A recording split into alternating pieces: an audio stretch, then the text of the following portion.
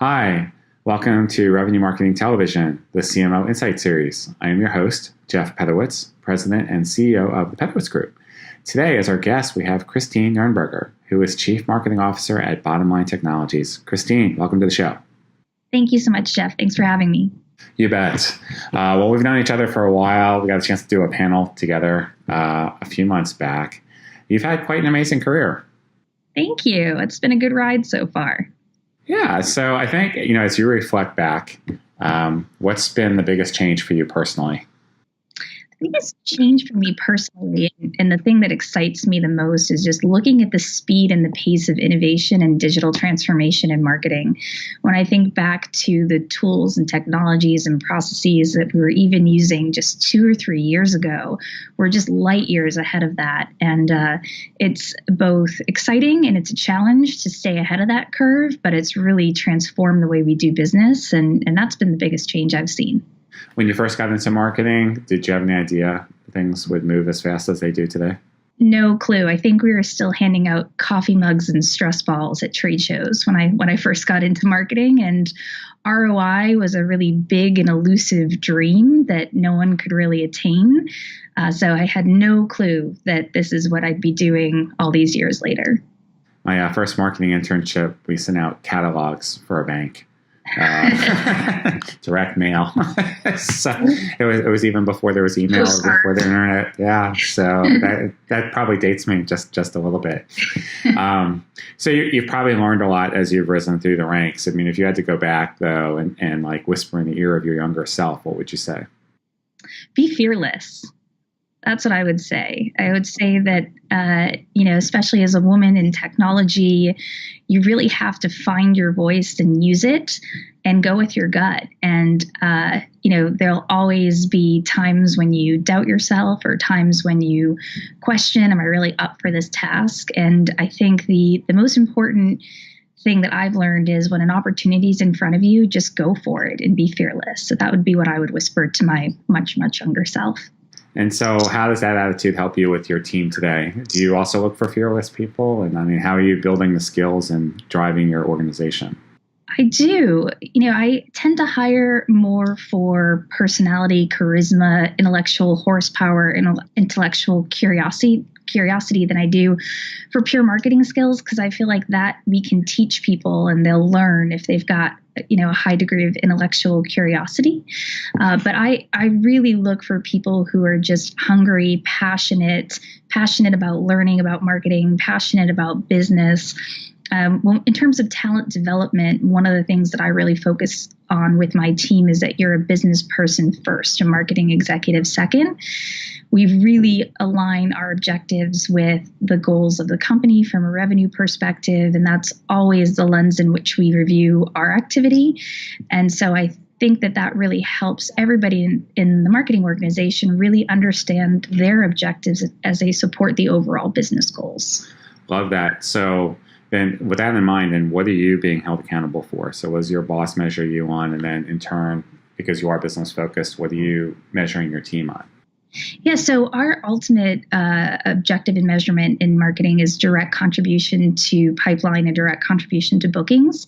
So we manage the marketing team much like you would a sales team, where on the onset at the budgeting and planning process, we look across the business, understand the revenue objectives. We then align our marketing resources with those revenue objectives, and that's what we're held accountable for.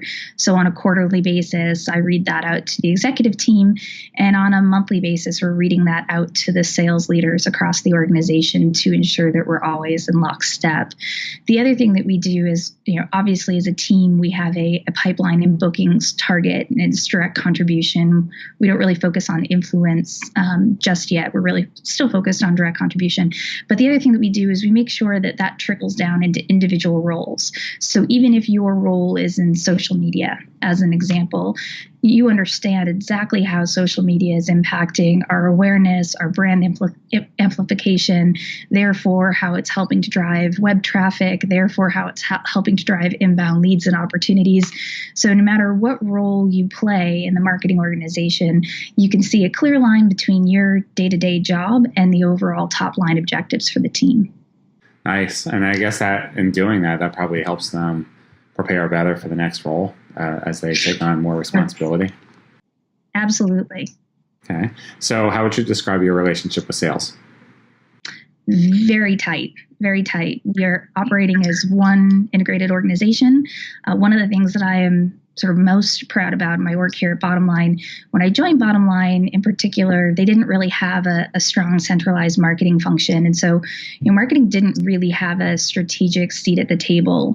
They weren't really involved in the revenue discussions, understanding where we're going and helping to shape product discussions, et cetera. And that's really transformed over the past 4 years, where we have a strategic seat at the table with sales, with the executive business leaders, and we're really seen as a strategic partner, not, again, the folks handing out coffee mugs and stress balls at trade shows. So it's come a long way. We probably still do a little bit of that, but not as much as we used to, right? So Bottomline Technology Company, I'm assuming a lot of your revenue is subscription-based? That's right. Okay. So I'm just curious, because obviously so much of the subscription model is it's acquiring, keeping, and growing and reducing churn. But from a marketing perspective, how are you dividing up the mix? I mean, how much is spent on net new acquisition versus trying to kind of keep and drive lifetime customer value? I would say it's about 70% focused on net new, 30% on upsell, cross-sell, and the customer journey. And it varies pretty significantly by our different product lines. Some of our product lines are, more like a true 3-year enterprise sales deal where our technology is very sticky.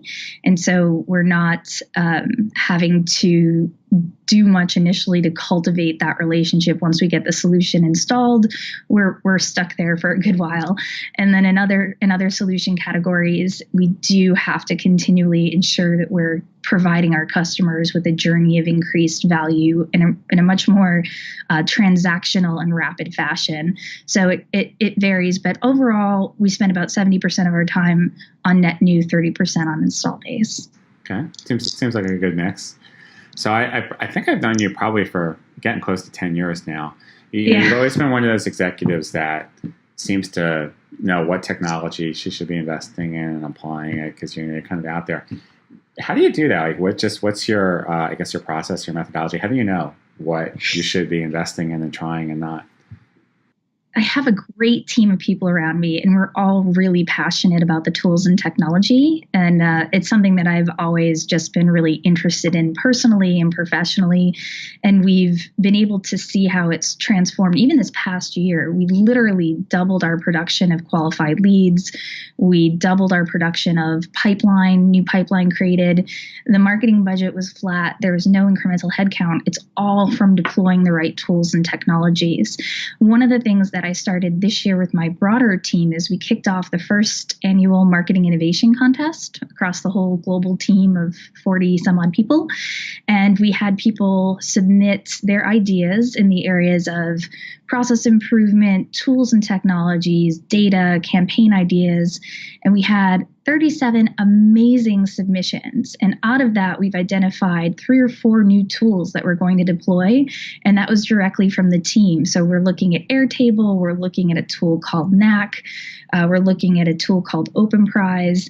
And this was all from, the passion and innovation that I have and my leadership team has, extended to the broader team, and they all got to contribute. It was a great contest, and I'm awarding the winner next week. Wow, that's awesome. Congratulations on that. So I know all the CMOs watching this, right? Okay, so you doubled your leads this year without any increase in budget. They're going to want to know, so all right, Christine, what tools did you use? What was the magic button that you pushed? How did you get it done? So one of the cool new tools we deployed was within our telemarketing group. It's a tool called SendBloom, and it really helped increase the efficiency and the effectiveness of the email outreach that's done by our tele team. So that was a kind of cheap, easy tool that we deployed without any assistance from IT, and it's had a very big impact and a very big lift on the productivity of our telemarketing team. We've also just deployed Drift, which is a new chat tool. That's helped us really streamline the front end of our chat process. A lot of times with inbound chat, it's our telemarketing, qualification business development reps that are fielding all those inbound inquiries. A lot of times people are just looking for customer support, and it's easier than finding finding a number on a website, or they're looking for something not related to a near-term sales opportunity. So by using Drift, we're able to kind of carve those off and get them to where they need to go faster, and therefore also increase our productivity from a tele perspective. Another thing that we've spent a lot of time on, a huge focus for my team, is the quality of content that we're delivering. Our webinars are seeing, easily 600-700 registrations across the board on topics like GDPR, payment fraud. And we're really working to provide thought leadership content and provide content that elevates us as a trusted advisor versus just a vendor relationship to our prospects and customers. So we've seen a huge uptick in our content consumption, our webinar registrations and attendance. We've put in place a number of customer engagement engines or nurture programs, and we're seeing people interact with our content, one individual interacting with 10 plus pieces of our content. So that's really improved things. And like there was one more thing that had a big, predictive lead scoring and predictive analytics. So within Bottomline Technologies, we have a group that's really focused on advanced machine learning. And so we have raised our hand in marketing to become the guinea pig for our own technology. And so we've employed some of our machine learning and predictive analytics tools to help score inquiries. So the inquiries, you've got thousands and thousands of inquiries coming in a week. And we've used our predictive lead scoring engine and machine learning technology to rise the inquiries to the top that should be prioritized from a perspective of getting to an MQL and a qualified opportunity faster. That's fantastic. Well, you're definitely busy. So how many people are on your team? About 40 globally. That's a pretty good size. Yeah. And they're great. Best team I've ever worked with. All right. Well, we're speaking to the microphone. We're going to definitely have to let them know that. That's awesome. So who inspires you, Christine? I mean, is there a business leader or sports or anything that you say, hey, that's the person that I really want to be like? Sir Richard Branson. I just adore him. I love his mantra of training people well enough so that they could leave you, but treat them well enough that they don't want to. And I really think about that every day. And I think about that with my team and my leadership team every day. I believe that every interaction creates an impression. And that mantra from Richard Branson just really hits home for me. I really want to build a top-notch team that wants to stay and do great work at Bottomline and beyond. And so that phrase from Richard Branson inspires me for sure. Have you met him? No, actually, I saw him in Mallorca. He used to own a hotel in Mallorca, Spain, and I was having dinner at the hotel, and I saw him, and I was so tempted to run and jump in front of his car to say hello, but my friend restrained me. That's a true story. Someone else might have restrained you first before you got to the car, probably. Right. No, he was just by himself. Walked down the stairs and got right in his car. So I missed my opportunity to meet him, unfortunately. Well, maybe next time around, or we'll talk to one of the vendors. We'll see if we can bring him in as a guest speaker. So what's your take just on more the traditional events now? Because you mentioned you do a lot of webinars, and you and I spend a lot of time at conferences together. Are they as effective as they used to be? I think they are. It's interesting. It's like this shift where the pendulum swung to be so digital, and now it's swinging back to the middle to become more human. And so I do think the face-to-face events and conferences are really important, especially in certain geographies. In our Geneva business, as an example, face-to-face events are a huge revenue driver for us because it's a small market. The relationships there are really important.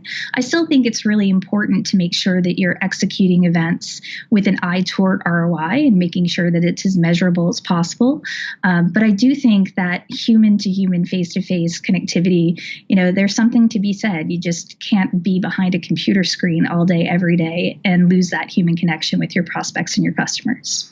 How do you manage the cost? Just because it seems like that it goes up astronomically every year with each of these events. So are you doing something in a more streamlined way to get better ROI?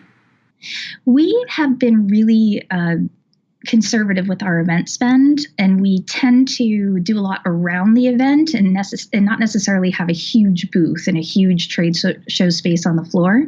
We do a lot of private dinners. We do a lot of meetings near the events. We really try and make it a 360-degree experience with our prospects and customers at those events, so that we don't have to spend 70% of our budget just on booth space and AV and all the costs to just get on the show floor. So we tend to really try and maximize our ROI by having the appropriate presence for the size of the company and the size of the show, but then also really doing a lot around the event to increase the interaction between the attendees and the bottom line attendees. Smart. So finish the sentence. A year from now, my team at Bottomline will? A year from now, my team at Bottomline will have launched a world-class PR program and implemented real-time personalization across all of our digital channels. Ooh, like it. And you'll probably double leads again, won't you? That's the goal. Well, as always, it's a pleasure. Never enough time to get some of your brilliant insight, but it's so easy to see why you've been so successful. So, Christine, thank you. Thank you so much, Jeff. It's a pleasure speaking to you. Take care. You bet. Thanks.